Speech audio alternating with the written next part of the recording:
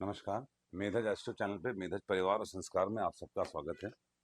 Cause and effect हर चीज़ में मैं बोलना भूल जाता हूँ, क्योंकि मैं जिस तरीके से जोड़ के बताता हूँ मैं आपको वो भी धीरे धीरे सिखा देना चाहता हूँ, ताकि आप लोग खुद से अपने आप को अब उसकी अंडरस्टैंडिंग बनाइए। तो तिथि श्री मापनोति, दिन 5 नवंबर 2025, दिन बुधवार। 5 इज जुपिटर, 5 इज मरकरी, वैसे वार सीक्वेंस में 5 इज जुपिटर। एनीवे, तिथि से श्री मापनोति, तिथि है पूर्णिमा। पूर्णिमा इज ए वेरी वंडरफुल तिथि। पूर्णिमा पूर्णिमा ही पूर्णिमा, पूर्ण तिथि गुरुदेव के अनुसार। Cause is Jupiter, quality is Jupiter, जो कि उच्च के हैं। ये पूर्णिमा हमें काफी सेटिस्फैक्शन और पूर्णता का एहसास कराने आई है, पूर्ण करने आई है। Effect will be like Saturn. Saturn पूर्णिमा के स्वामी ग्रह हैं। Cause is Jupiter, effect is Saturn. Saturn कुंडली में जहां जहां मकर कुंभ राशि है उसके अनुसार फल देगी, जो कि वर्तमान में पूर्वा भाद्रपद नक्षत्र में वक्री हैं। अब मार्गी हो जाएंगे इसी महीने 28 तारीख के आसपास। वक्री ग्रह सर्वथा बली भवेत। वक्री ग्रह पृथ्वी के सबसे पास होता है, मंगल के अनुसार फल देता है। वक्री ग्रह को मंगल समझिए, वक्री ग्रह को अपने से एक भाव आगे पीछे और सामने भी मान के चलिए। इसका प्रैक्टिकल ज्योतिष में मैंने पूरा पूरा फल देखा है इसका। एक दिन में सारे कॉन्सेप्ट्स को रिवाइज करा दूंगा आपके, जो जो मैंने पढ़ाया है अभी तक, और वो आप नोट्स बना के हर समय उसको रेफर करिए और उसको याद कर लीजिए और उसको समाहित कर लीजिए। वहां से अंदर आपको ईश्वर स्वयं चेतना दे देंगे आगे क्या पढ़ना है, कैसे पढ़ना है। हमसे पढ़िए चाहे कहीं और पढ़िए, ठीक है। पूर्णिमा तिथि कंप्लीशन, वारात आयुष्यवर्धनम, वार है बुधवार। बुधवार को पूर्णिमा कोई खास ऐसा फल नहीं देती है, कोई योग नहीं बनाती है, क्योंकि पूर्णिमा है गुरु और शनि। बुधवार का कोई कनेक्शन ही नहीं है। हाँ, बुध को गुरु देख रहे हैं, तो ये आप मान सकते हैं कि एक प्रकार से पार्शियली सिद्धि योग बन सकता है, मगर उसको भी गुड़ में बेर मिलाने वाली बात है, तो इसलिए मैं नहीं मानना चाहूंगा। बुध वृश्चिक राशि में है, झूठ बोलने से बचिए, मैनिपुलेट करने से बचिए, तब आपको अभीक्षित इच्छा की प्राप्ति, अभीक्षित वस्तु की प्राप्ति होगी। देखिए, पूर्णिमा है और शनि स्वामी है। शनि पूर्वा भाद्रपद में है। पूर्वा भाद्रपद भगवान शिव हैं। तत्पुरुषाय विद्महे महादेवाय धीमहि तन्नो रुद्र प्रचोदयात्। रुद्र गायत्री बहुत ही कारगर होगी। ये अमेरिकन साइंटिस्ट ने भी बताया है कि संस्कृत पढ़ने वालों को, संस्कृत का उच्चारण करने वालों को बुद्धि उनकी बहुत तेज होती जाती है। Memory becomes very sharp.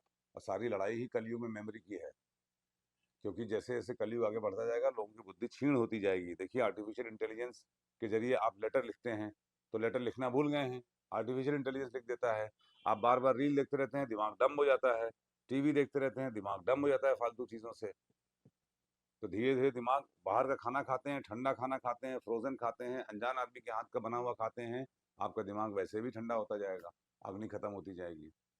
इसीलिए संस्कृत के मंत्रों का उच्चारण और संस्कृत से प्रेम करना आपकी बुद्धि के विकास के लिए अत्यधिक आवश्यक है। और गुरु उच्च के हैं, जो लोग संस्कृत के मंत्रों का उच्चारण कर रहे हैं उनको बहुत बहुत शुभता मिलेगी इसकी। वरदायुष्यवर्धनम, करणात् कार्य सिद्धिश्च। नक्षत्रात् हरते पापम, नक्षत्र है 9:50 तक अश्वनी, तत्पश्चात भरणी।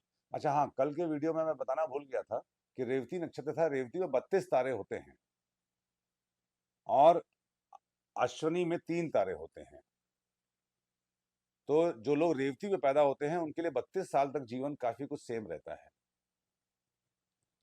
जो स्टार्स होते हैं, तारे, वो number of days, number of years इनको डिसाइड करते हैं। जो लोग रेवती में पैदा होते हैं 32 दिन तक उनके जीवन में काफी अनइवन लाइफ रहती है। गंडांत नक्षत्र भी है इसलिए भी, और आखिरी नक्षत्र भी है। तो तारों का बड़ा इंपॉर्टेंट है। और ऊर्ध्वमुखी है कि अधोमुखी, जैसे रेवती अधोमुखी नक्षत्र, त्रयंगमुखी नक्षत्र था, सब तरफ दिखाई पड़ रहा था। अश्वनी मंद था, अश्वनी के दिन चारों तरफ नहीं दिख रहा था, कुछ नहीं दिख रहा था। आपको देखने के लिए दिमाग लगाना पड़ेगा। अश्वनी नक्षत्र जब भी हो और कुछ भी दिखे तो उसको समझ जाइए कि जो है वो नहीं दिख रहा है। आपको उसके लिए दिमाग अलग से लगाना पड़ेगा। अब जैसे आज भरणी नक्षत्र है, तो भरणी नक्षत्र क्या है? काना नक्षत्र है। आधा दिखेगा आधा नहीं दिखेगा। पूर्ण सच्चाई के लिए दिमाग लगाना पड़ेगा। तारे कितने हैं? तारे 3 दिन हैं, 3 हैं। तो आज कोई भी कार्य करेंगे वो आपका 3 दिन में पूरा होगा। 3 will be important, number is important, ठीक है। तो भरणी नक्षत्र जब जागृत होता है तो क्या क्या और जागृत हो जाता है? नक्षत्र कृतिका, मघा और अनुराधा। ओफो, कृतिका, मघा और अनुराधा पितृ ही पितृ हैं। आप देखिए, जब भी कभी पंचांग की महिमा आती है, आप पंचांग के अंगों में जानिए, तो देखिए कि जैसे मुझे ऐसे कल्पना करता हूँ कि हमारे पितृ दरवाजे के अंदर से, पर्दे के पीछे से झांक झांक के देख रहे हैं और हम उनको इग्नोर कर रहे हैं। अब जैसे भरणी स्वयं यमराज, मघा इज पितृ, Kritika is fire, Anuradha is Mitra God, friend. पितृ हमारे मित्र बनना चाह रहे हैं, जिनको यमराज ले गए हैं। तो अपने पितरों को आज मित्र भाव से देखिए। परदादा, परनाना, नानी, नाना, वॉटेवर, जो भी अलाइव नहीं है, माता पिता एटसेट्रा, उनको आप मित्र भाव से देखिए। वाह क्या बात है। कृष्ण और सुदामा की मित्रता, मित्र का मुख, मित्र, जैसे आप उनकी फोटो देखिए और मित्रता का भाव लाइए अंदर, देखिए कितनी कृपा होगी आपके ऊपर। वाह क्या बात है, मजा आ गया। मघा में, मघा पितृ हैं और यमराज पितरों को ले जाते हैं। तो जो लोग मघा में होते हैं, जन्म लेते हैं, या मघा में कोई ग्रह होता है, वो भरणी के सेवक हो जाते हैं, फॉलोवर हो जाते हैं, सबसर्विएंट हो जाते हैं। ये हमेशा याद रखिएगा। करणात् कार्य सिद्धिश्च योगाद योग निवारण, योग है सिद्धि योग, वेरी ऑस्पिशियस योग। सिद्धि योग के स्वामी मंगल होते हैं। मंगल वृश्चिक में है, अपनी ही राशि में, मगर जल तत्व राशि में, डर्ट राशि में। अगर आपको आकाशीय कृपा योग पंचांग के इस एलिमेंट योग के द्वारा प्राप्त करनी है, तो आपको छुपे हुए रहस्यों को जानने के लिए, अपने जीवन की समस्याओं को इन्वेस्टिगेट करने के लिए पराक्रम करना पड़ेगा। पराक्रम इज मंगल, ठीक है। करणात् कार्य सिद्धिश्च, करण है वृष्टिकरण, वृष्टिकरण के बाद भवकरण लगता है। भव इज अ वेरी गुड करण, भव इज सूर्य। सूर्यदेव अभी नीचस्थ हैं, मगर उनका नीचस्थ भंग शुक्र कर चुके हैं। तो देखो मगर प्यार से कोई भी कार्य करिए, मूड अच्छा रखिए, करुणा से किसी साथ कीजिए, अपनी खुशी के लिए दूसरों को दुख मत दीजिए। इस प्रकार की भावना के साथ करणात् कार्य सिद्धिश्च। भरणी से छठा नक्षत्र होता है आर्द्रा, आर्द्रा पे लात है।